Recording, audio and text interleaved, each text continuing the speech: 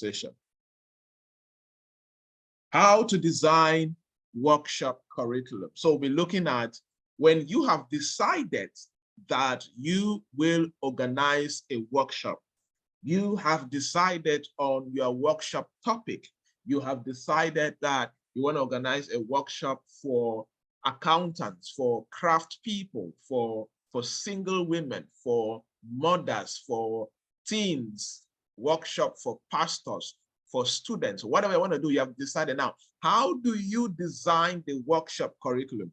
Because your workshop curriculum is very important if you will create transformation in the lives of your participants. Now, I want again to define a workshop for proper understanding as far as this particular session is concerned. A workshop is a structured, interactive learning experience that is designed to facilitate the acquisition of knowledge, skills, or attitudes. It must be structured, and the key thing here is what? Interactive. I've told you guys this. If you do a program and people just sit and listen to you throughout and then ask questions and do contribution, that is not a workshop. That is either a seminar or a training. But a workshop, there must be an interactive learning experience. If this is not there, there is no workshop at all. Whether you want to transfer knowledge, let there be interactive experience. Whether you want to transfer skills, hands-on skills, coding skills, craft skills, cake making skills, whatever hands of skills, let there be an interactive experience. You want people to develop attitude, like somebody wants to do a workshop on self-esteem. You want people to change in their attitude. Make sure there is an interactive learning experience. And the development of a workshop curriculum is a crucial step in ensuring that the workshop is effective and meets the needs of the participants. Without a well-developed, competent workshop curriculum, you will not be able to create transformation. Designing your curriculum and making sure the curriculum is well designed will play a big role. There's actually no workshop without a curriculum per se, because even the activities that you create to give your participants an interactive learning experience is part of your curriculum. It's part of your curriculum. So spending time to design your curriculum is important. And that is why having this session on how to design your workshop curriculum, a step-by-step process that you can go through to design your curriculum, is very important. So there is a systematic process that I will recommend to you. In my years of designing hundreds of workshops, and one funny thing about me is that I've designed workshops for other institutions. I've designed workshops for other trainers. I've designed workshops for other experts. I'm not the one training, but I designed the workshop. Okay, this is the flow of the workshop. If the workshop flows like this, you will create transformation. So based on that experience, and as a trained facilitator and trainer and speaker, I'll be sharing with you a systematic process that I go through to create a curriculum that must achieve three things: engaging, relevant, and effective. E-R-E. Anytime you are creating your workshop curriculum, you must respect the E-R-E framework. The curriculum must be engaging, it must be relevant to the participants, and the delivery must be effective. Never forget the E-R-E framework when you are designing your curriculum. Are you getting me? If you are getting me, type on the chat box E-R-E framework. Type on the chat box ERE framework. When you write it down, you hardly forget. Let's go. Type on the chat box ERE framework. Yes, anytime that you are designing your curriculum as a professional workshop facilitator, make sure that you are respecting the ERE workshop. Make sure that the curriculum is engaging, relevant, and the delivery process will be effective. Okay? All righty. Let's proceed. Step number 1. What is the first step in this process? Define the purpose of the workshop. Yes. When you have imagined, you have decided that you want to deliver a workshop, you want to create a workshop, the first most important thing that you need to do is to make sure that you define the purpose of the workshop. A workshop without a purpose is definitely a confused matter, right? So it is important that you spend time to define the purpose of the workshop. The purpose of a workshop is the overall goal or the aim that it seeks to achieve. Because if you are designing a workshop curriculum as a professional workshop trainer or facilitator, if you don't have a clearly stated purpose, you may end up being everywhere as far as your content is concerned. We are even in a situation where, or in a century where there is a lot of information out there. So you cannot train people on everything in the industry. But when you define the purpose of your workshop, you will be able to know the relevant content, the relevant knowledge or skills that you want to transfer to your people.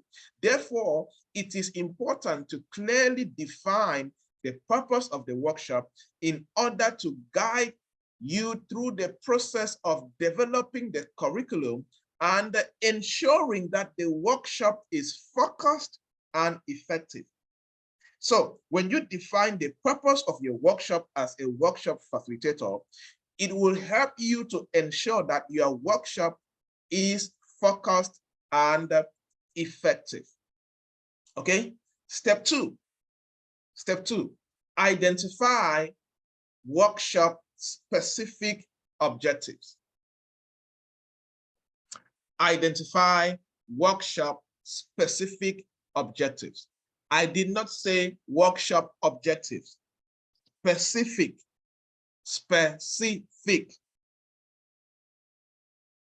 I should not ask you, why do you want to do the workshop? Because I want to train people. Are you serious? That's not an objective. Why are you doing the real estate workshop? I want people to become real estate experts. That's not a good specific objective. Why are you doing the workshop for accountants in a small business? Because I want them to be good accountants in a small business. That's not enough. And when you are not specific, as far as your workshop objectives are concerned, I can tell you categorically clear that your content will struggle. There are many people that when they want to design training for a workshop, content for a workshop, they end up having a lot of data, a lot of content. They don't even know which one to choose and which one not to choose. I'm sure some of you have experienced that. You have a lot of information, just one art to deliver, and you're confused. If you don't identify the purpose and the specific objectives, you will always have that problem. So the objectives of a workshop are specific, measurable, attainable, relevant, and time-bound.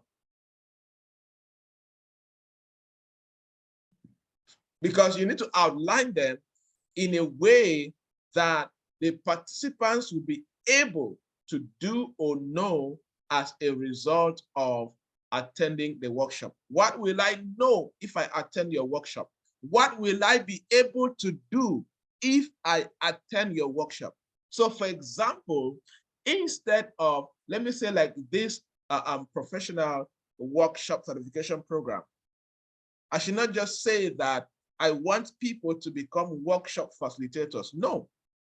The objectives are, number one, I want to work with people for a period of 10 days and above to help them develop practical professional skills and abilities to be able to design a workshop and execute the workshop seamlessly. Objective number two, I want to help the people that go through the workshop to be able to create workshops, market them, sell, and make money from their knowledge. Now you see, it's different. It's more specific. You can see the reason why you will attend. So when you are designing your workshop, always sit down and write at least 3 specific objectives of the workshop. 3 specific objectives. It will help you in developing your curriculum. When we have reached the content creation itself, the content development itself, you will see that without these things, your content will struggle. Your content will struggle. Okay? So, to identify the purpose and objectives of the workshop, you, the facilitator, should consider the needs and goals of the participants. So these are things that you need to consider also when you are developing or writing down the purpose of the workshop and the specific objectives. What are the needs of the participants? What are the goals of the participants? What are the resources available? Yes. The kind of resources that you have access to you can also determine the objectives of your workshop. For example, when you have enough money to do a workshop, objectives become better. When you have limited money, objectives also have their own challenges, you see? So you also need to look at your resources. Look at the time available. Objectives for a 1-week workshop cannot be the same for objectives for a 2-day workshop or a few hours workshop. Also look at what are the desired outcomes of this workshop. In all, overrule.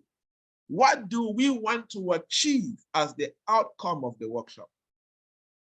Let's look at example of a workshop purpose statement. You see, this is, let's say that I want to do a workshop to provide training to team members on how to communicate together, on how to communicate as a team, effective communication in a team, or team building and effective communication. Let's say that's the topic, that's the title of my workshop, right? So for me to start working on the content, I will need to write the workshop purpose statement. I always do that. Sometimes it could just be a small piece of paper around you, or sometimes I just type on my chat box, okay, what is the purpose of this statement? I try to recollect my mind and I write, okay, the purpose statement is da da da da. I write it down. As I'm writing it down, it is helping my mind to recollect, helping my mind to know what is needed and what is not needed. So let's say that the title of this workshop is Team Building and Effective Communication. Now, the purpose of this workshop is to provide participants with the knowledge and the skills needed to effectively communicate with their team members, leading to increased productivity, collaboration within the organization. You know, a purpose statement must be very short and precise. When you now have your purpose statement like this, or your workshop purpose statement, when you are struggling to design your curriculum, this will always act like the guide for you, the guide to enable you to do that. Okay. Number two, let's look at examples of specific workshop objectives. So let's look at two workshop objectives that you can design. Okay, you can write down. Now we are still on that team building and effective communication. And I'm writing down my two workshop objectives or two specific workshop objectives, which I need to create my curriculum better. I'll now describe, okay, the specific objectives from this workshop include, number one, participants will be able to identify the different communication styles and how to adapt their own styles to effectively communicate with their team members. So even if I am bidding for a corporate training and I want a company to hire me to come train their team, when they also read this objective, they will see a need to work with me. You see? Number two, participants will be able to use active listening techniques. So when somebody reads this, they already know that in the workshop, I will teach on active listening techniques. You know, see how the objectives help you to now create curriculum? Yeah. In the first objective, you already know that in the workshop, I will teach, there will be a section on types of communication styles. There will be a section on how to adapt your own style of communication to relate with your team members better. You see, I'm already generating subtopics that I will add flesh on, I will add content on as my PowerPoint and train people. In objective number two, I would definitely develop content on listening techniques. You see, I don't struggle. I don't need to craft content from space. I don't need to dream content. No, it is there. It's right before you. You just need to think deeper and be resourceful. Like all of these, how many models? We have had how many models? Almost almost 13 models or so, plus the recorded sessions I've gone through. Almost 18 models that you guys have gone through in this program. You think I copied from somewhere? No. It was just on the purpose of purpose statement, objectives, looking at what you will gain as, okay, for them to gain this skill, I need to do a training on this. For them to acquire this knowledge, okay, I need to design a PowerPoint on this. For them to learn about this, I need to do a PowerPoint on this. Objectives, purpose, needs, and all of that. Step three, conduct a needs assessment. Yes, it is difficult, except you are doing the workshop from your industry. You are already a talker in the industry. You already have a lot of information about the industry. You may hardly need to conduct a first-hand assessment. But for many beginners or certain types of workshops that you are doing for the first time, you cannot take away needs assessment in the curriculum design process. It is impossible to design curriculum that will transform the lives of your participants, that will transform the lives of your participants if you don't carry out a needs assessment. I did a needs assessment post on Facebook yesterday where I made a simple post. I made a simple post and I asked my community members, if you were to have 1 hour, a 1 hour sit down with me, what will you like me to teach you? And I got almost 100+ comments on that. And I've taken some of those are now my topics for future master classes and workshops, because I've already validated that people need those kind of, people want me to teach that. You see, that's needs assessment. I know the needs of the community. Sometimes I can just post that in a WhatsApp group. You can ask those who are in my Peak Performance Academy. Sometimes when I'm designing a content or curriculum, or I'm designing a workshop PowerPoint presentation, I will just take a snapshot and share in the group. Or unless I'm writing a book, I'll just take a snapshot or a written excerpt from the book and I share in the group. I say, oh, I'm writing a book on this. How many people would love to get the book? The reactions are my needs assessment. So you need to find creative ways to conduct needs assessment You need to do needs assessments before you can do proper workshop curriculum design. So you can do that by surveying participants. You can do that by conducting focus groups, like can have a Zoom call with people in a WhatsApp group or all of that, just to ask questions and see if your content or your workshop will be relevant. You can talk to your family members and friends, right? You can interview potential participants. Yes.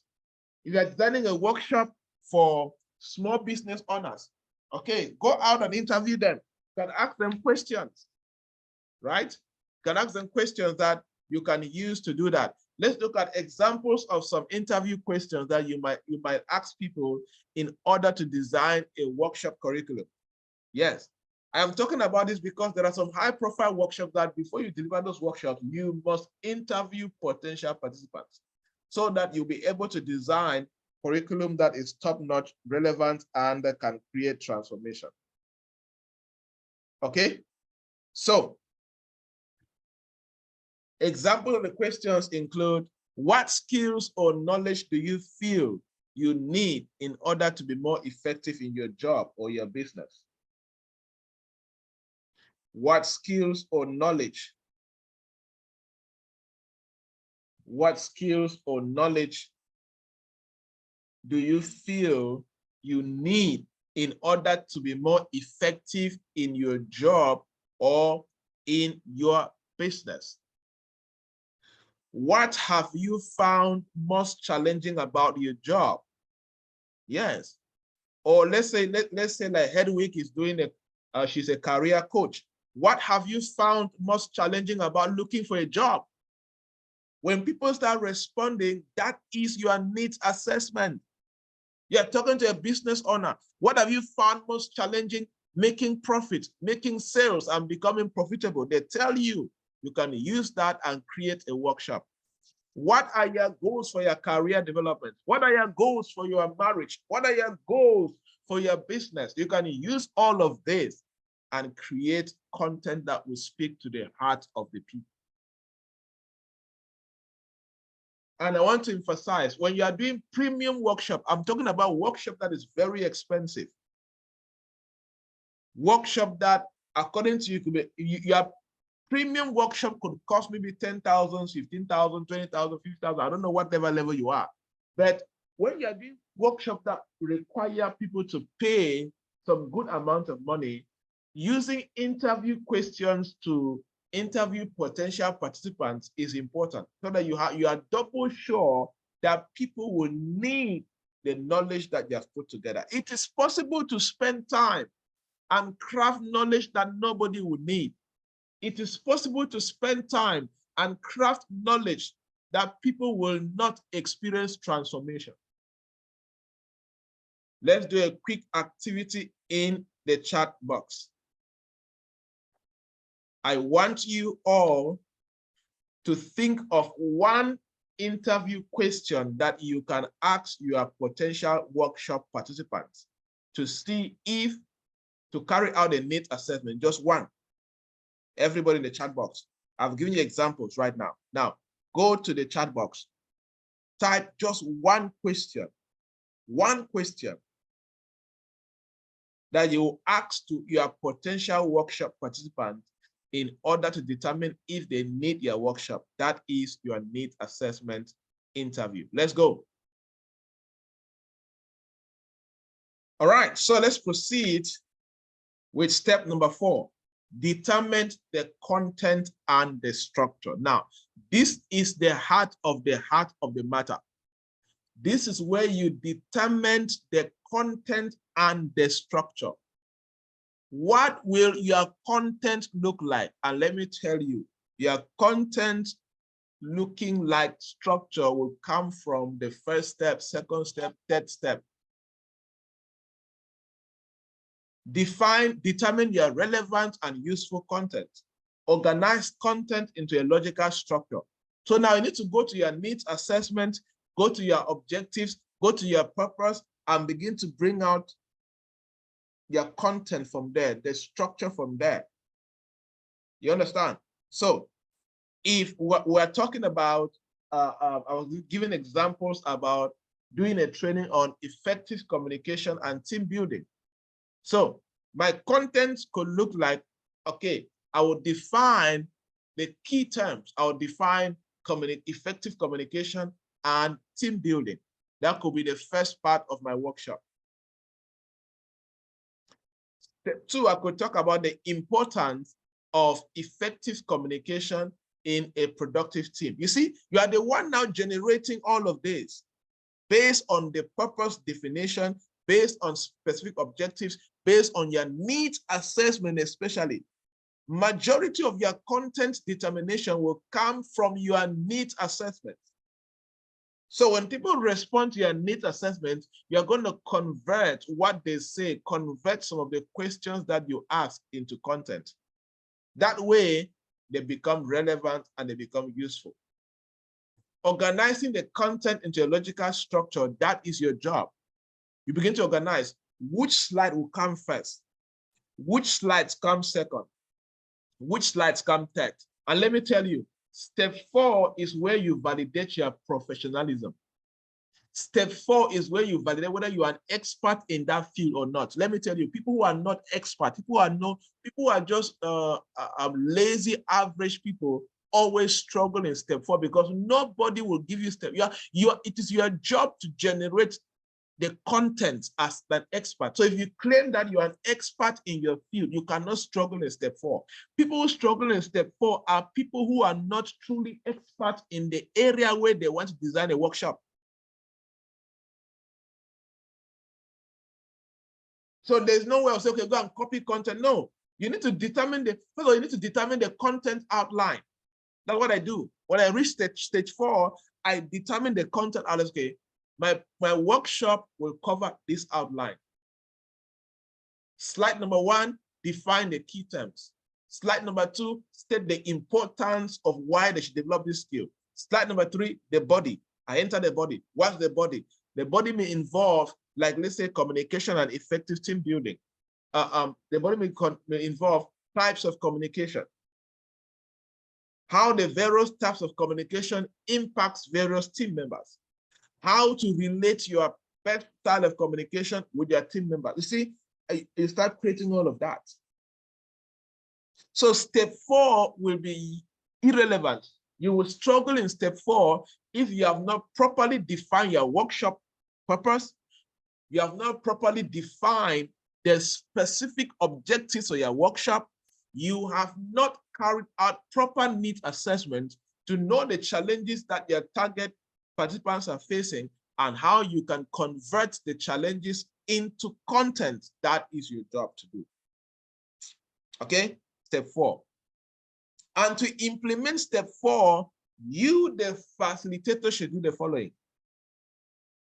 To implement step 4 successfully, you, the facilitator, should do the following. Number 1, select relevant and useful content for the workshop. And you select using what criteria?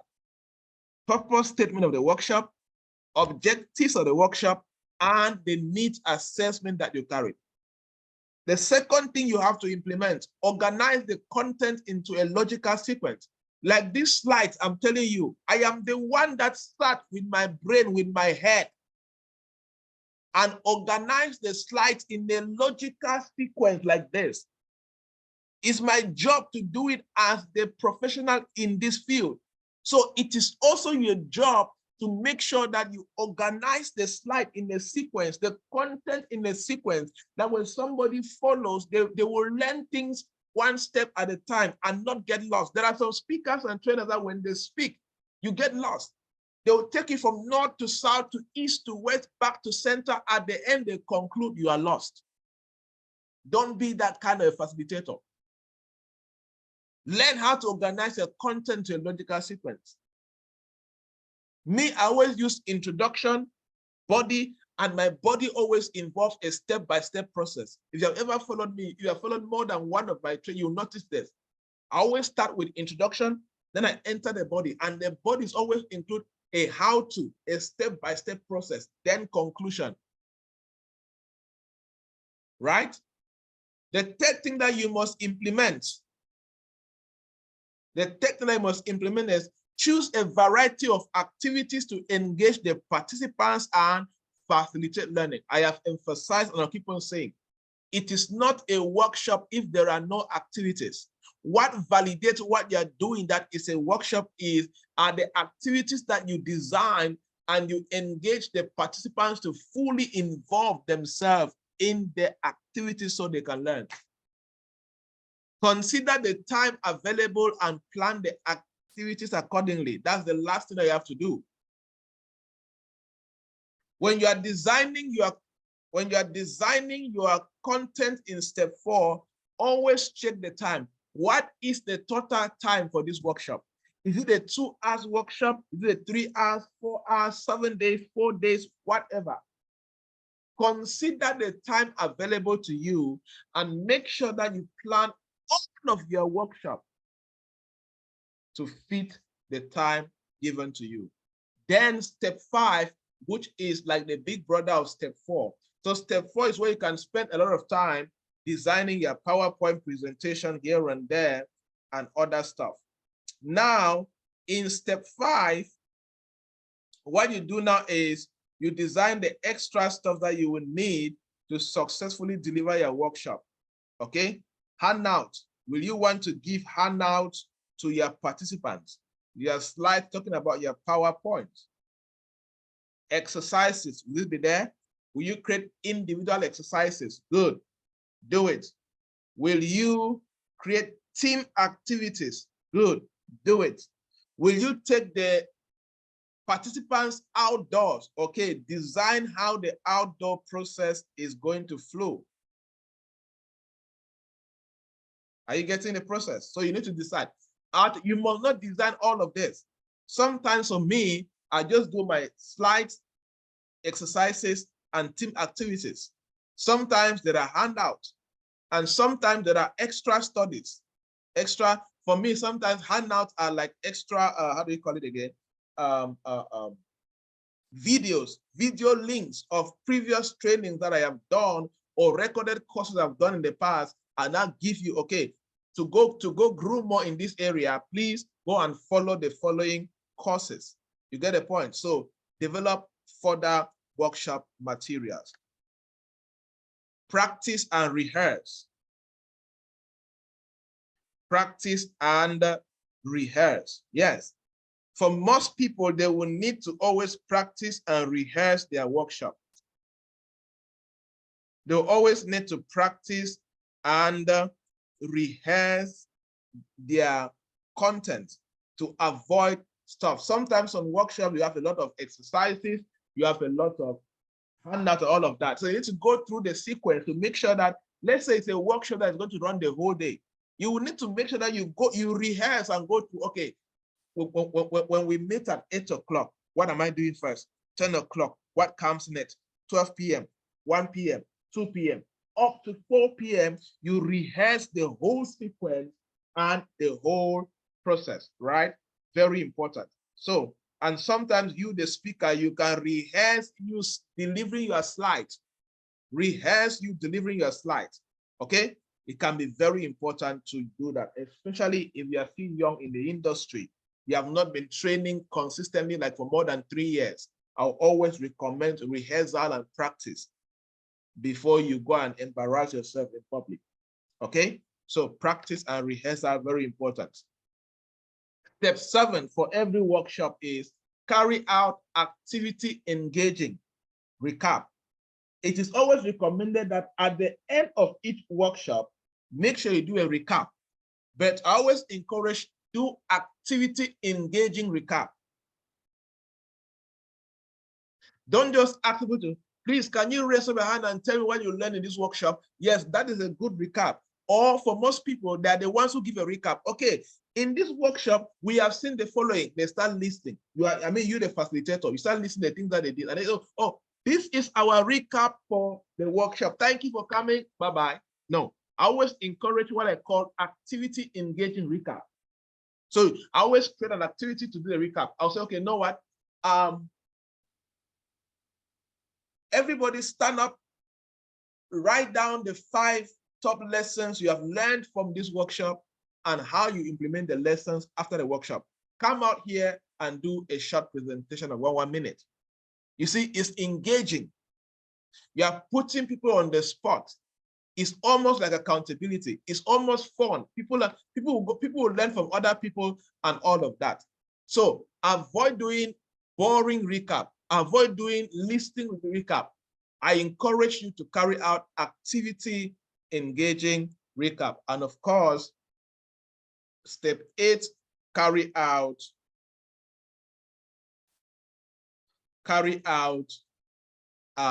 evaluation. Evaluate the effectiveness of your workshop. Was it effective?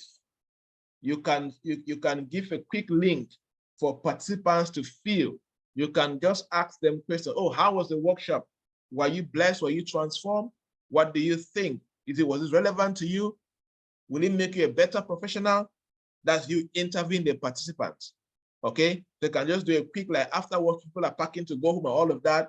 You can just go around and talk one-on-one to a few people and just get a sense of how effective your workshop was. It's very important. For some people, you can just send a link for people to feel, you know, and tell them, let them feel and tell you how they, what they think about the workshop and how impactful it was for you and what they may like you to teach next time you meet. What other topics do you want us to handle next time? They can list it out. What challenges what did not go well during the workshop that you would like us to improve next time? Okay, so you can still do that as far as evaluating the effectiveness of your workshop is concerned. Okay, now I want to show you the example of a curriculum I designed as I was preparing this particular slide yesterday. So I used the same process to now design this curriculum I'm about to show you. So I purposely designed this curriculum because of this slide. Okay, that's what happened. So I'm going to show you the slide now, and then we look through so you see how I implemented all of this in the process. Where is that stuff? Oh, try to open it. Hold on a moment.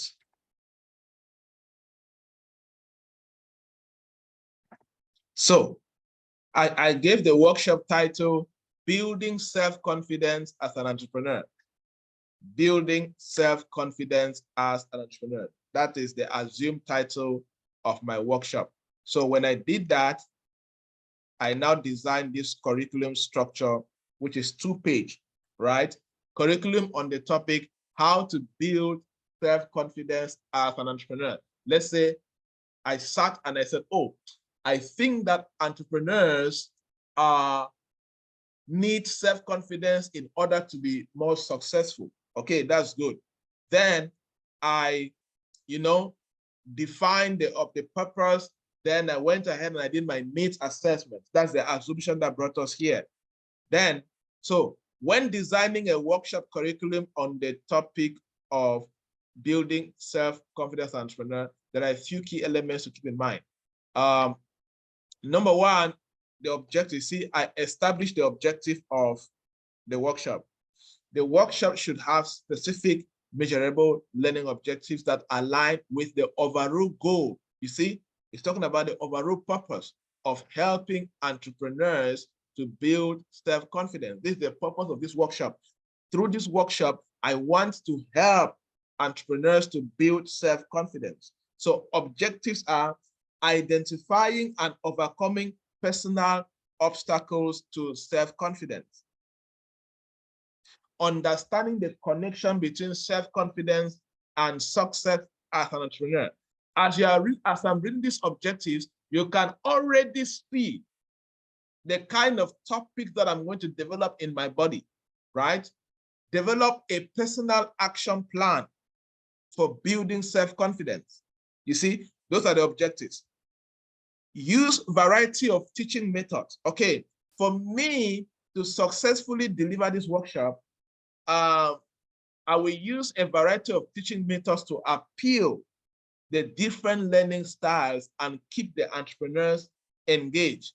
This might include interactive exercises and group discussions, because to help people build confidence, they must be involved in the process. And what is the best way to do that?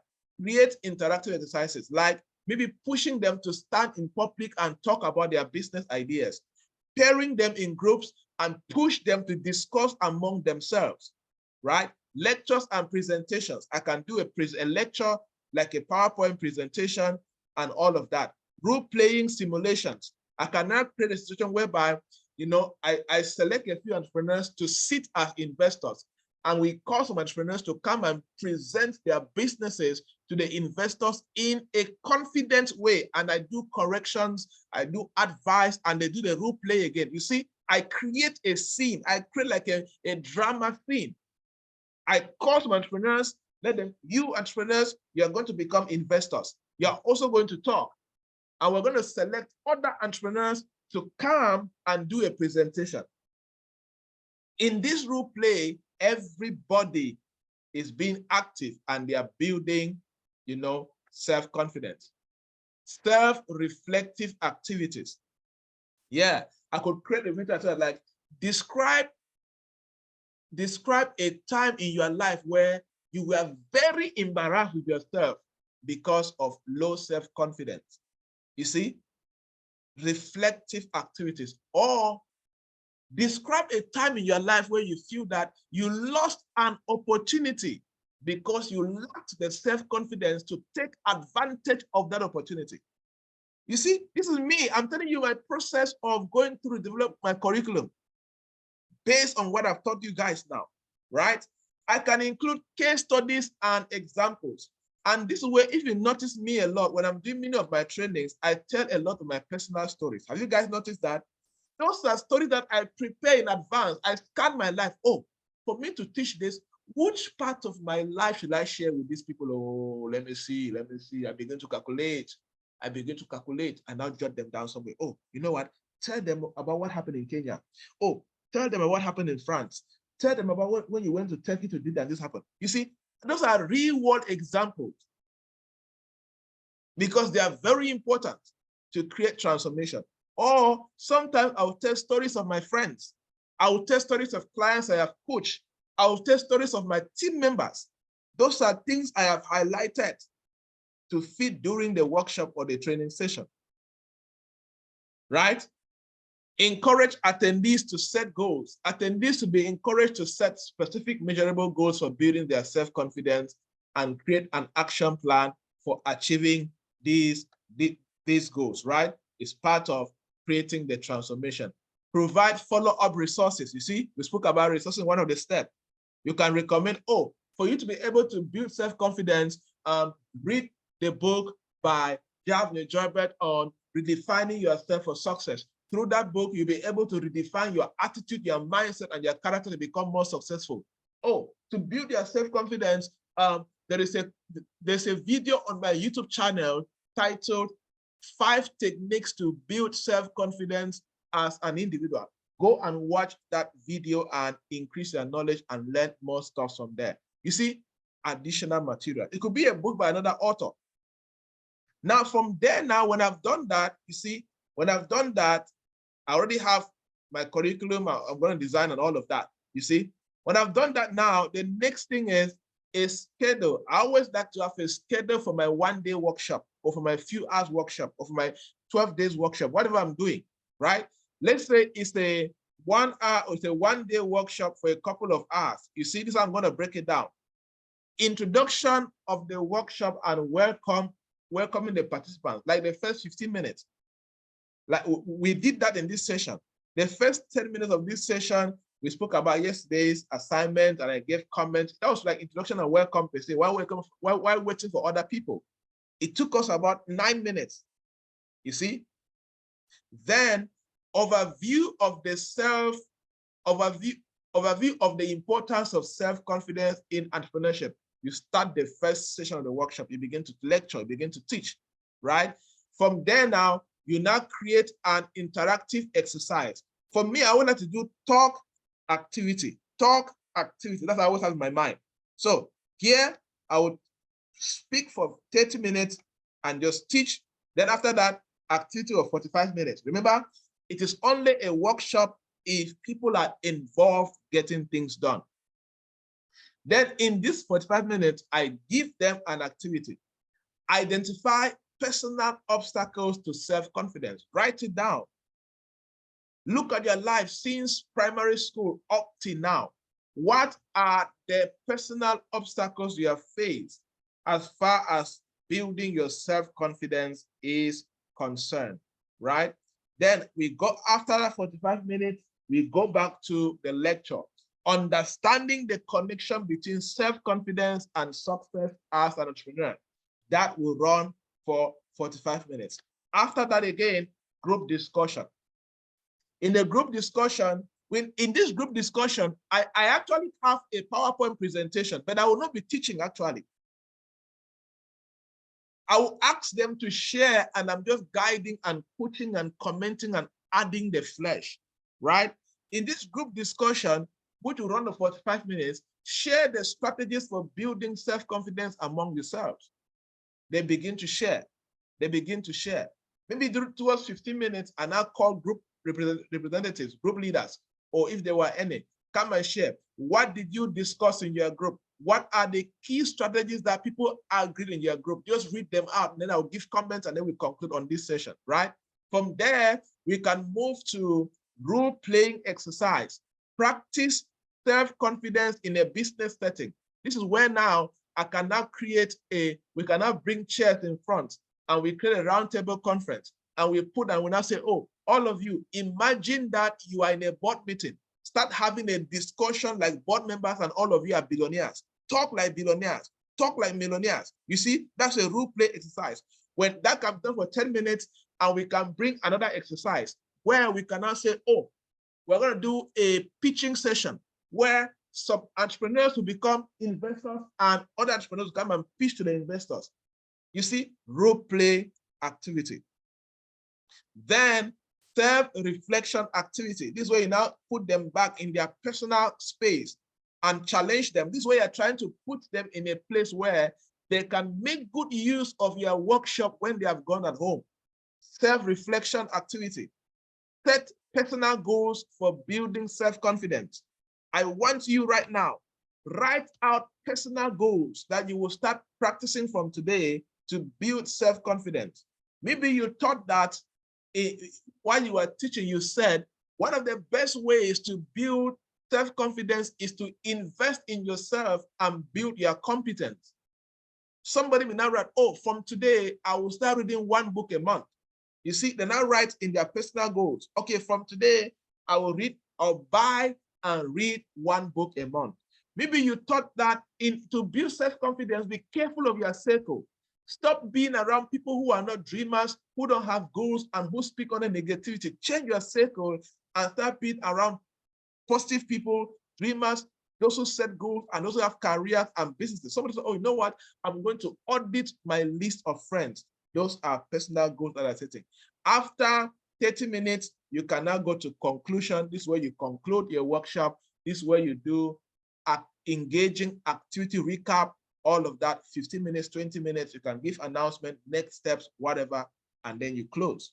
You see, this is how I would deliver my workshop on how to build self-confidence as an entrepreneur. And I just developed this curriculum structure when I finished designing the PowerPoint presentation that we just saw a few moments ago. Any questions? So we have concluded with that example that I've shown you. Now your assignment is based on those topics that you submitted that you want to use and do your and do your first workshop. Make sure that you use that what you have learned in this curriculum design process and start working immediately on developing your curriculum. It's going to take you time. It may take you 1 week, 2 weeks, whatever, but you need to work on it immediately. Some of you need to go and set interview questions now and send to potential workshop participants for them to reply so you can do needs assessment and know the kind of contents to create in the process. Some of you need to do a general survey on your WhatsApp status or on Facebook, whatever, but make sure you do that. Okay, all right, everybody, that is it for today's session, and go and put to work this process that you've learned, and you will see that you will effortlessly develop your curriculum for your upcoming workshop.